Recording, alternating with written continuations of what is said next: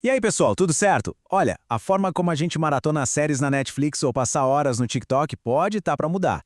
É que a Câmara dos Deputados acabou de aprovar um projeto que cria uma nova taxa para os serviços de streaming.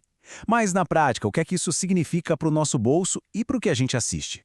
Bom, nesta análise aqui do Opa News BR, a gente vai desvendar isso ponto a ponto. Pois é, essa é a pergunta de R$ 1 milhão, não é mesmo? A primeira coisa que todo mundo pensa quando ouve a palavra taxa ou imposto é: ih, lá vem, vai ficar mais caro. Mas pode respirar com alívio. A resposta, pelo menos por enquanto, é não. Segundo especialistas e fontes do próprio setor que conversaram com a Folha de São Paulo, a chance de um aumento imediato nos preços é bem pequena. Então, por agora, tudo certo.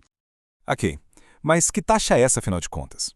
A gente está falando do Projeto de Lei 8889, um projeto já antigo, lá de 2017, e que só agora começou a andar de verdade. A ideia principal dele é regulamentar a atividade dessas gigantes do entretenimento aqui no Brasil e, claro, criar uma contribuição específica para elas. O nome do imposto é Consedine. Pode parecer complicado, mas a ideia é simples. É uma contribuição que já existe em outras áreas, como no cinema e na TV, e que agora vai chegar para o streaming. E o mais importante, o dinheiro que for arrecadado vai direto para um fundo que financia o quê? Filmes, séries e outras produções audiovisuais brasileiras. Agora é aqui que a coisa fica mais interessante. A regra do jogo não é a mesma para todo mundo. A lei foi esperta e separou as plataformas em dois grupos bem diferentes, com regras bem específicas para cada um. Vamos dar uma olhada em como isso vai funcionar.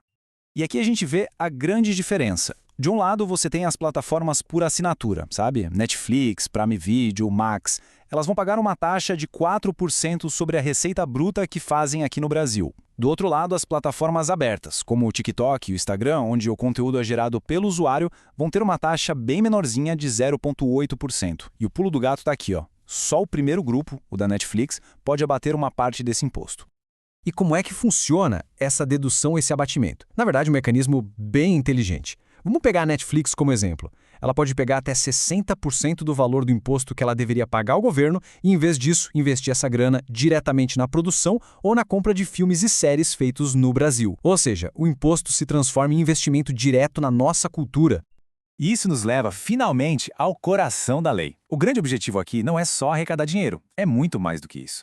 É fortalecer a produção nacional, é garantir que a gente se veja mais nas telas, com as nossas histórias, os nossos sotaques, a nossa realidade.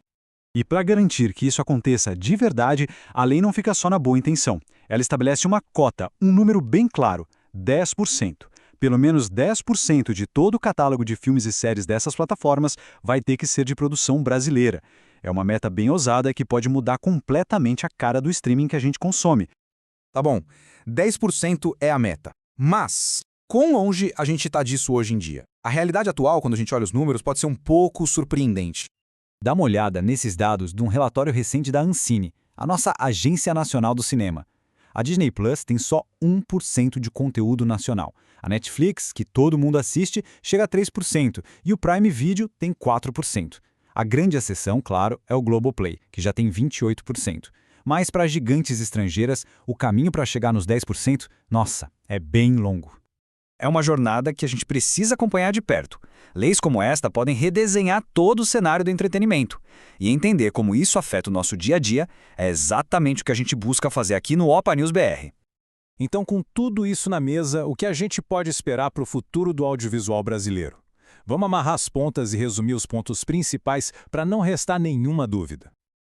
Então, recapitulando, primeiro, os preços das assinaturas devem ficar estáveis pelo menos por agora. Segundo, a nova taxa, a Condecine, vai na prática virar investimento em conteúdo local. Terceiro, e o mais importante, o objetivo é ter muito mais produção brasileira nos streamings. E um detalhe fundamental, o projeto ainda não é lei, hein? Ele ainda precisa passar por outras votações no Congresso. E aí fica a grande questão no ar, não é? Com mais investimento garantido e mais espaço nos catálogos, será que essa lei pode ser um empurrão que faltava para o Brasil se transformar em uma verdadeira potência global na produção de conteúdo? É uma possibilidade incrível para a gente pensar. E essa foi a nossa análise de hoje. Leis como essa estão sempre em discussão e impactam diretamente a nossa vida. Para não perder as próximas explicações e continuar entendendo como a política e a economia afetam o que a gente consome, já sabe o que fazer.